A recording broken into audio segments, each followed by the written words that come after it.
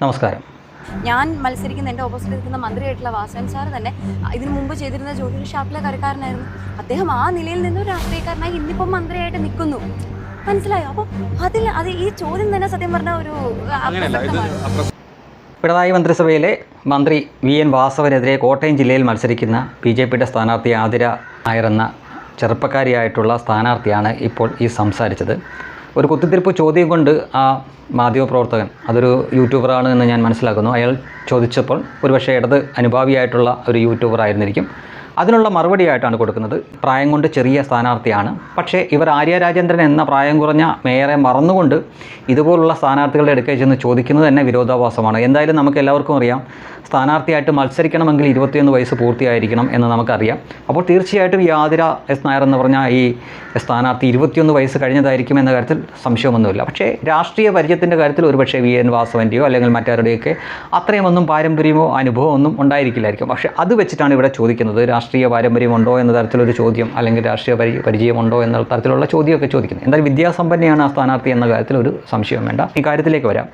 VN Vasavan എന്ന മന്ത്രി മുമ്പ് അദ്ദേഹം രാഷ്ട്രീയത്തിലേക്ക് വരുന്നതിന് മുമ്പ് ഷാപ്പിലെ കറി വെപ്പ് ജോലിയൊന്നും മോശം ജോലിയൊന്നുമില്ല, ചായ അടിക്കുന്നത് മോശം ജോലിയൊന്നുമില്ല. നമ്മുടെ പ്രധാനമന്ത്രി പലതവണ പറഞ്ഞിട്ടുണ്ട്. അദ്ദേഹം മുമ്പ് അദ്ദേഹത്തിൻ്റെ പിതാവ് റെയിൽവേ സ്റ്റേഷനിലെ ചായക്കാരനായിരുന്നു, അപ്പോൾ അവിടെ ഞാൻ സഹായിക്കാൻ നിന്നിട്ടുണ്ട് എന്ന കാര്യം അദ്ദേഹം പറഞ്ഞിട്ടുണ്ട്.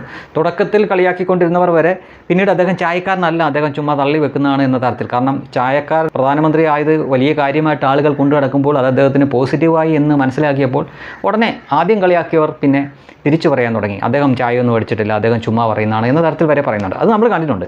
ഇവിടെ പക്ഷേ വാസവൻ ഒരിക്കൽ പോലും പറയുന്നത് നമ്മളാരും കേട്ടിട്ടില്ല. ഞാൻ മുമ്പ് രാഷ്ട്രീയത്തിൽ വരുന്നതിന് മുമ്പ് ഞാൻ ഷാപ്പിലെ കറിവെപ്പുകാരനാണ് എന്ന് പറഞ്ഞിട്ടില്ല. പക്ഷേ അവിടെയുള്ള എല്ലാവർക്കും അറിയാം വാസവൻ അത് തന്നെയായിരുന്നു എന്ന്. ഇപ്പോൾ ഈ ചെറിയ പ്രായത്തിലുള്ള ഈ സ്ഥാനാർത്ഥി പോലും അത് പറയേണ്ടി വന്നു. എന്തുകൊണ്ടെന്ന് ചോദിച്ചാൽ അവരുടെ രാഷ്ട്രീയ പരിചയം അളക്കാൻ ശ്രമിച്ചുകൊണ്ടാണ് അവർ മറുപടിയായിട്ട് കൊടുത്തത്.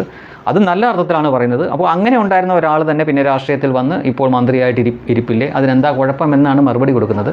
അപ്പോൾ പലപ്പോഴും സോഷ്യൽ മീഡിയയിലൊക്കെ ഷാപ്പിലെ കറിവെപ്പുകാരൻ എന്നൊക്കെ പറഞ്ഞിരുന്ന ഒരു തമാശയാണ്, കളിയാക്കാൻ വേണ്ടിയിട്ടായിരുന്നു എന്നൊക്കെ വിചാരിച്ചിരുന്ന കുറേ ആളുകളുണ്ട്, കോട്ടയം ജില്ലയ്ക്ക് പുറത്തുള്ള ആളുകൾ. അവർക്കൂടി ഇപ്പോൾ മനസ്സിലായിരിക്കുകയാണ് ഇത് കളിയാക്കാൻ പറഞ്ഞതല്ല, യഥാർത്ഥത്തിൽ വാസവൻ ഷാപ്പിലെ കറിവെപ്പുകാരനായിരുന്നു എന്നത്. ആയിക്കോട്ടെ, ഷാപ്പിലെ കറിവെപ്പുകാരനോ അതോ ഇനി മറ്റെന്തെങ്കിലും പണി ചെയ്ത് എല്ലാ തൊഴിലിനും അതിൻ്റേതായിട്ടുള്ള മാന്യത ഉണ്ട്. അല്ലാതെ ഇന്ന തൊഴിലുള്ളവർക്ക് മാത്രമേ ഇവിടെ രാഷ്ട്രീയത്തിൽ ഇറങ്ങാവൂ എന്നൊന്നുമില്ല, അല്ലെങ്കിൽ ഇത്രമാത്രം വിദ്യാഭ്യാസം ഉള്ളവർക്ക് മാത്രമേ രാഷ്ട്രീയത്തിൽ ഇറങ്ങാവൂ എന്നൊന്നുമില്ല. അങ്ങനെയായിരുന്നെങ്കിൽ എന്താ പറയുക, ഇപ്പം നിങ്ങൾ കളിയാക്കുന്നത് അംഗീകരിച്ചുകൊണ്ട് തന്നെ പറയട്ടെ, VS അച്യുതാനന്ദനോ അല്ലെങ്കിൽ നരേന്ദ്രമോദിക്കോ ഒന്നും ഈ സ്ഥാനങ്ങളൊന്നും കിട്ടുമായിരുന്നില്ല. ഈ പറയുന്ന പോലെ ഇന്ന കാര്യങ്ങൾ, ഇത്ര ഡിഗ്രി നിങ്ങൾ പാസ്സായിരിക്കണം എങ്കിൽ മാത്രമേ നിങ്ങൾക്ക് MLA പറ്റൂ, MP ആവാൻ പറ്റൂ, മുഖ്യമന്ത്രിയോ പ്രധാനമന്ത്രിയോ ആവാൻ പറ്റൂ. അങ്ങനെ ഒരു നിയമമൊന്നും ഇന്ത്യയിലില്ല. അതിനാൽ ആളുകളുമായിട്ട് കമ്മ്യൂണിക്കേറ്റ് ചെയ്യാൻ നിങ്ങൾക്ക് കഴിവുണ്ടോ, എഴുത്തും വായന അറിയാമോ, നന്നായിട്ട് സംസാരിക്കുമോ, ഇടപെടുമോ, ആളുകൾക്ക് നിങ്ങളെ ഇഷ്ടമാണോ, ഒരു കുഴപ്പമില്ല, നിങ്ങൾക്ക് രാഷ്ട്രീയത്തിൽ ഇറങ്ങാം, മികവ് തെളിയിക്കാം, നിങ്ങൾക്ക് നിങ്ങളെ തേടി സ്ഥാനങ്ങൾ വരും. എത്രയോ വിദ്യാഭ്യാസം ഉണ്ട് എന്ന് പറയുന്നവർ അവർ അർഹിച്ച രീതിയിലുള്ള സ്ഥാനത്തേക്ക് എത്തിയിട്ടുണ്ടോ, മറിച്ച് അതിനെ അവർ ദുരുപയോഗം ചെയ്യുന്ന കാഴ്ച നമ്മൾ കണ്ടിട്ടുണ്ട്. ബിൻ ലാദൻ തന്നെ അയാൾ വലിയ എഞ്ചിനീയർ ആയിരുന്നു എന്നാണ് പറയുന്നത്. പക്ഷേ ലോകത്തിനായിട്ട് സംഭാവന എന്താണ് എന്ന് നമുക്ക് അറിയാം. അതേപോലെ നിരവധി ആളുകളെ പറ്റി നമുക്ക് പറയാനുണ്ട്. അപ്പോൾ വിദ്യാഭ്യാസത്തിലൊന്നും അല്ല കാര്യമിരിക്കുന്നത്, ചെയ്യുന്ന തൊഴിലുമല്ല കാര്യമിരിക്കുന്നത്. മാന്യമായിട്ടുള്ള ഏത് തൊഴിലും അതിന് അതിൻ്റേതായിട്ടുള്ള മാന്യതയുണ്ട്. ഏത് തൊഴിൽ ചെയ്യുന്നവരും, അതായത് വേറെ ചില ജോലികളുണ്ട്, അതിനെപ്പറ്റി ഞാൻ പറയുന്നില്ല. അല്ലാതെ ഈ പറയുന്ന തൊഴിലിൻ്റെ മഹത്വം എന്ന് പറയുന്നത് അതിനോട് നമ്മൾ കാണിക്കുന്ന ആത്മാർത്ഥതയാണ്. അങ്ങനെ കറിവെപ്പുകാരനോ അല്ലെങ്കിൽ ചായക്കടക്കാരനോ ആർക്ക് വേണമെങ്കിലും രാഷ്ട്രീയത്തിൽ വരാം, അതൊരു കുഴപ്പമില്ല.